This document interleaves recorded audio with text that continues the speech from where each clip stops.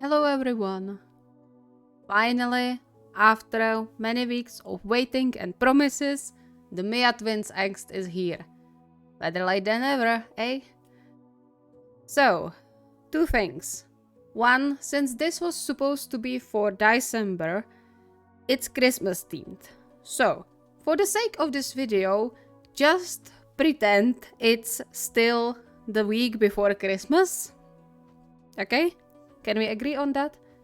Second, this is my very first time writing Miya twins Angst, or practically anything with like Miya twins being together in one video. So yeah, I'm not sure if it's like really Angst or if it's not really Angst. I hope it is, but yeah. Please forgive me if it's not as angsty as you expected. I tried. Special thanks to my lovely patrons and all of you who subscribe and watch these videos. You are keeping this channel alive and going. Thank you very much, and I hope you will enjoy.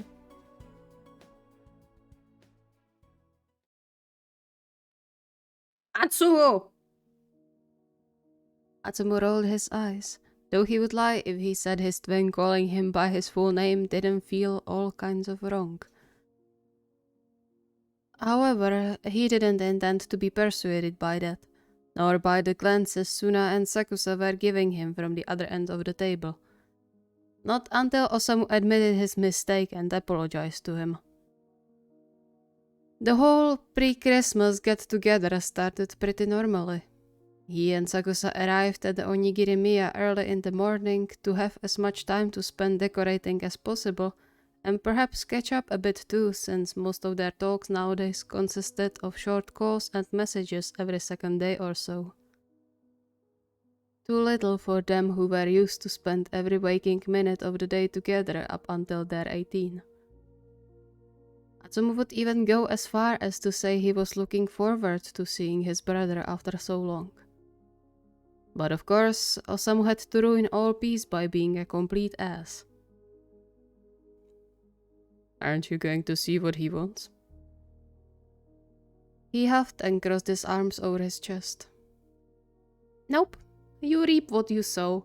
I don't care what he needs if he's going to be an ass. Sakusa, true to his nature, let out a deep sigh and started to get up, only to get stopped by Suna. Sit, I'll go there. Atsumu didn't miss the exchange of glances between the two of them before Suna headed behind the curtain dividing the restaurant from the kitchen, leaving him and Sakusa alone in the shop. You are acting like a child. Excuse me, but I wasn't the one who started. But you could be the one above things and end it. Now you are just being petty. Atsumu shrugged. So what? How would you feel if your sibling accused you of trying to ruin their business and Christmas the first thing after arriving? How can he even think that? He ostentatiously ignored Sakusa's exasperated sigh and resumed scrolling on his phone to give his hand something to do. It wasn't like he was surprised by Osamu's behavior, right? Everything was always his fault in Osamu's eyes. Nothing new there. He just thought they left this behind with their teenhood. Well, apparently not. But that was fine. He wasn't hurt or anything by getting accused of being so vile as to try to ruin his brother's hard work. Bye, said brother. Come on, Sumu, cut him some slack. Things are going wrong and he's stressed. I'm sure he didn't mean it like that. Since when are you such an advocate for my brother? I'm not. Just saying that you two should talk it out instead of pouting. Grumbling under his breath, Atsumu tried to even his expression to get rid of the pout that settled on his lips without him noticing. It wasn't as easy as Sakusa painted it to be. Talking, that is. They were never good at communicating their issues with words, usually settling disputes with their hands and volleyball. They couldn't do that now, not here. Not even Atsumu would be up for a brawl on Christmas. If he apologizes, maybe I'll consider helping him out. Until then, I'm busy. Shaking his head, Sakusa gently smacked the back of his head and then got up, heading after Suna behind the curtain. Just think about it, okay? It's not just Osamu's Christmas that is at stake when you two argue after all. Atsumu narrowed his eyes at him until his back disappeared behind the wall, having to hold back from tossing his phone on the table in frustration. Of course, he knew he was ruining Christmas for everyone by being stubborn. A silent household was the last thing he imagined when someone said Christmas, and definitely didn't want to spend time in one himself. But it wasn't just his fault. He glanced over to the kitchen entrance, hearing only muffled voices from behind the wall. Once again, it was only him away from everyone. That's how it had always been, right? He sighed. Maybe he could be gracious this time and offer an olive branch. God damn it, Atsumu! What did you do to the stove? Nope, he couldn't. For about the 100th time, he threw Osamu a scorching glare, which, however, had nothing on the poison almost seeping from Osamu's glare in his direction, and threw out his arms in defense. Why are you asking me? I didn't even go close to your precious stove. I'm actually getting tired of you blaming everything on me. You're treating me like a stranger, you know? So how about you do some retrospective for once? Osamu looked like he wanted to say something too, his eyes blazing. But then he just closed his mouth and without another word turned back to the stove he was unsuccessfully trying to kick to work for the last 10 minutes. Atsumu would gladly add a point to his mental score he kept since Osamu blamed him for the broke hinges of the entrance door, but even that left a sour aftertaste on his tongue. He never liked arguing with Osamu, no matter what people thought. However, this was going even beyond that, into a territory he dreaded being in. It was a scary one to be in. He caught Suna's glance in his direction and shrugged. What was he supposed to do? Osamu obviously decided everything going wrong was going to be his fault no matter what he said or did. There was no talking to his twin now. Samu? Are you sure it's not just some issue with electricity? I mean, it's been going off randomly since Tuesday. I checked that. There's nothing wrong with the connections or wiring. It's just weird.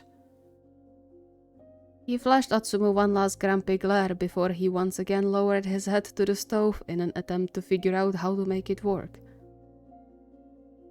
Okay, then how about we take a break? You wanted to go to a store for some more rice and tuna, right? I can't right now. You can go without me this time. Suna paused for a beat, but then just shrugged. Fine. Sakusa, care to accompany me? Hey! Since when are you just casually stealing my boyfriend? I'm not stealing anything. I'm asking him to come with me because I'm not in the mood to listen to you for another hour. Atsumu grumbled under his breath, but he couldn't possibly force his boyfriend to not go somewhere. They weren't in high school anymore to not trust each other. Besides, if he was ever certain about something, it was Suna's dedication to Osamu. He watched the two men leave the restaurant, catching Suna's meaningful glance in his direction before the door closed behind them, leaving him alone with his brother, who apparently really didn't want him around. Great. Sighing, he cursed Suna for forcing him into the situation and got up, squaring up to at least try to communicate. You want help with something? No. Who knows what else would break under your hands? Hey, I'm extending an olive branch here. A heavy sigh escaped Osamu's mouth as he leaned on the stove. He was trying to calm down, that much Atsumu recognized. He had seen it countless times before. Okay, fine. He grabbed an armful of tangled Christmas lights and handed it to Atsumu. You can go hang these outside in the meantime. Didn't you say you'll never let me hang lights after that? Yeah, but I can't climb the steps right now, remember? Of course, Atsumu remembered. He had to listen to Osamu's grumpy rambling for over half an hour after the doctor told him his knee was unfit for even walking up the stairs, let alone the busy hours in the restaurant until at least the New Year's. With a huff, Atsumu grabbed the lights, already dreading untangling them, and headed out, stopping at the curtain, only now realizing how dark the whole kitchen was. You could at least turn on the lights. The moment he moved the switch, the lights in the whole kitchen buzzed, lighting the room up more than necessary, and then, with a crack, they all went out. For a while, neither of them moved or spoke as they stood in the darkness until Osamu slammed his hand into something. Great! Didn't I tell you not to touch anything? Atsumu gritted his teeth, instinctively moving into the restaurant area where lights were still on. Don't blame this on me. I bet you just have shitty wiring and now you are trying to blame it on me. He almost collided with the counter from how fast he made his way around it, feeling Osamu following close behind. Well, obviously I'm blaming you. Everything you touch goes bad somehow. The lights, the door, the stove. How is that my fault? I told you I didn't even touch that. What do I know? Maybe you bring bad luck. Everything started to go to crap when you arrived. Why don't you send me home then? I don't have to be here, now or ever again. Osamu visibly paused, some of the anger disappearing from his face. Are you for real? Yeah, maybe. I don't know. I was looking forward to coming here, you know? And not just because of the food. But you apparently don't want me here, so what's the point? He threw the bundle of lights at Osamu and turned away, if only to hide his slowly crumbling mask of indifference. He didn't need Osamu making fun of him for that on top of... On top of what? Being pissed at me? That's nothing new. Hang this yourself. Who knows what more damage I could cause, huh?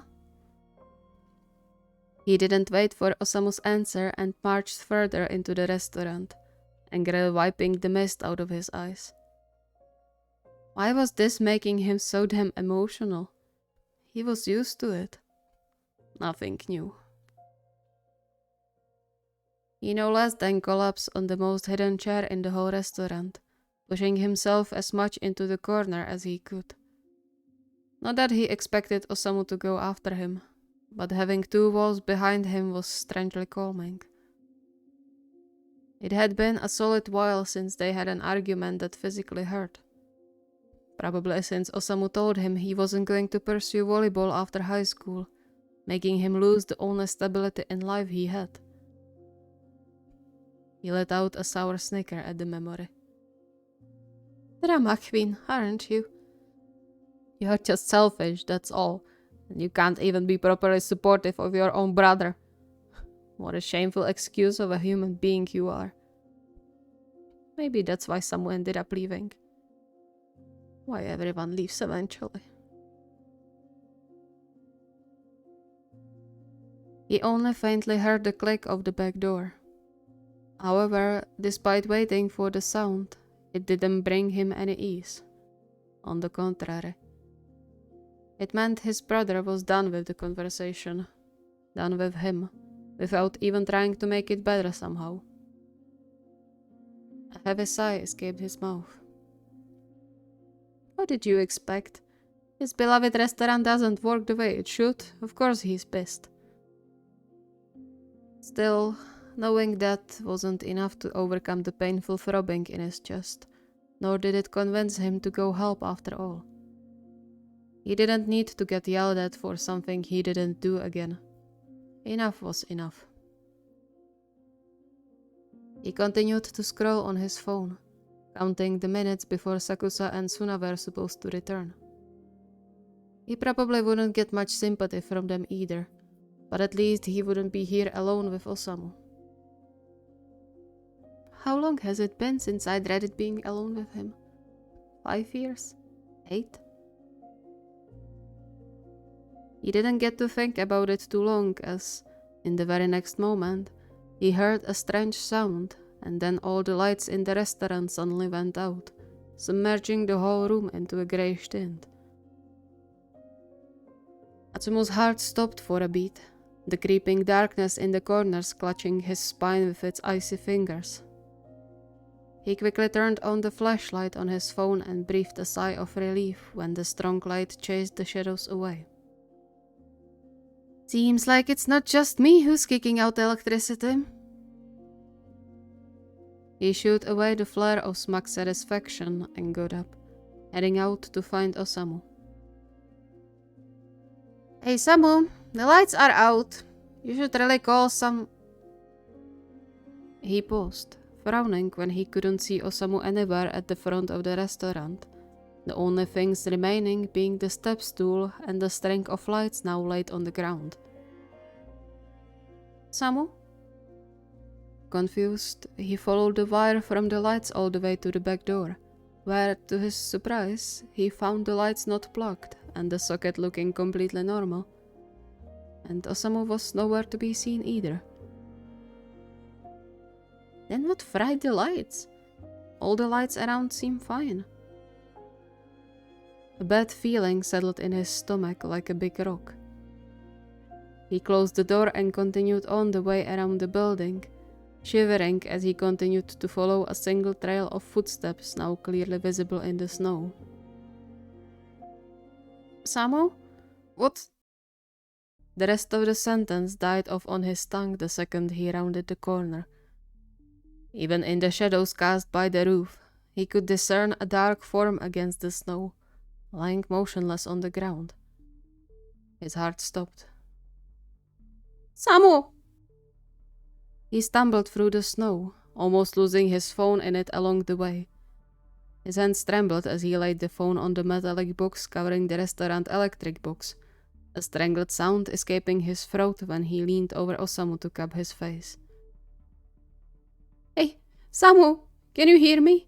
Answer, please! He checked for pulse, ice-cold hand closing around his heart when he couldn't feel anything.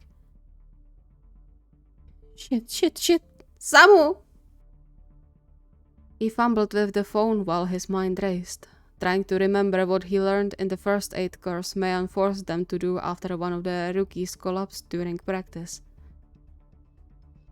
Come on, think! Beaches, chest compressions. That's it, come on. His movements rushed and jerky. He tore open the zipper of Osamu's jacket and measured the right place to put his hands on, already pressing down Osamu's chest in the quick succession when the call finally went through. 111, what's your emergency? Atsumu wheezed, barely able to talk through his clogged throat. You have to send an ambulance. Onigiri Miya, head back there. My twin, he doesn't have a pulse. Send someone, please. Alright, I'm sending an ambulance your way right now. You have to stay calm now to help your twin. Is he breathing? No, and his heart isn't beating either. Please hurry up. The ambulance will be there soon, but now you have to stay calm. Is he or yourself in a potential danger from something? No. Alright, you have to start CPR then. Do you know how? Yes, I already started. Good, continue then. Do you know what happened to him? No, I wasn't with him when it happened. He froze, his gaze falling on the electric box. The The lights went out just before it. It might be electricity. He's lying by an electric box. Okay, do you see any bare wires around him? No, I don't think so. Very well. Continue with CPR and don't move with him. The ambulance is on the way. Despair from far depths of his soul bubbled in his chest as he continued to hum the stupid melody, pressing his arms down in the rhythm with his whole body weight. He gritted his teeth when he heard the first sharp snap of a bone, but he carried on. Even when the tears blurred his vision and his lungs and arms started to burn from exertion, he continued on, refusing to give up until he himself didn't drop from exhaustion. Come on! Don't you dare! Atsumu? He flinched, even through the distortion recognizing Suna's voice.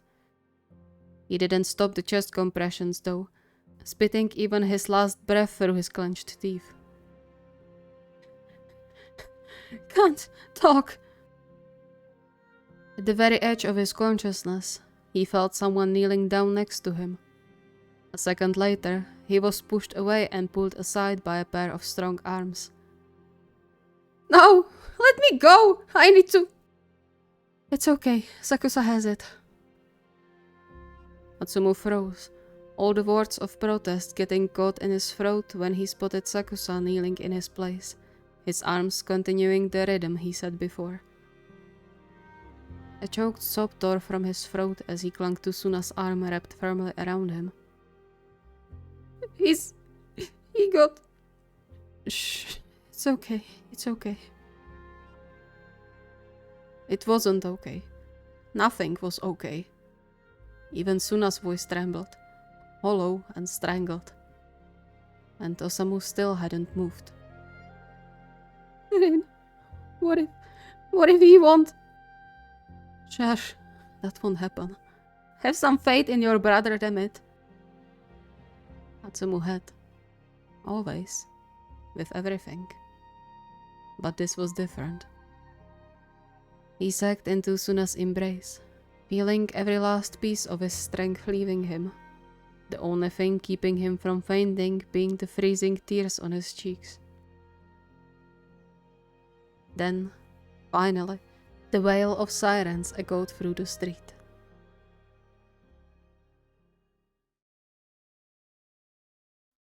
Thank you so much for watching. I hope you enjoyed. As I said, this was my very first time writing a video like this. Those of you who know me for a bit longer know that I am in no way the greatest fan of Miya twins, but hey, this channel was created as a challenge for myself, so I shouldn't stop challenging myself. So I hope it was good and at least a bit angsty, I suppose. It was more on a womb side than angst side, I suppose. But hey, that's practically the same. Part 2 to this coming soon-ish, I suppose. It's a bit shorter, but yeah, part 2 coming soon-ish. Hopefully.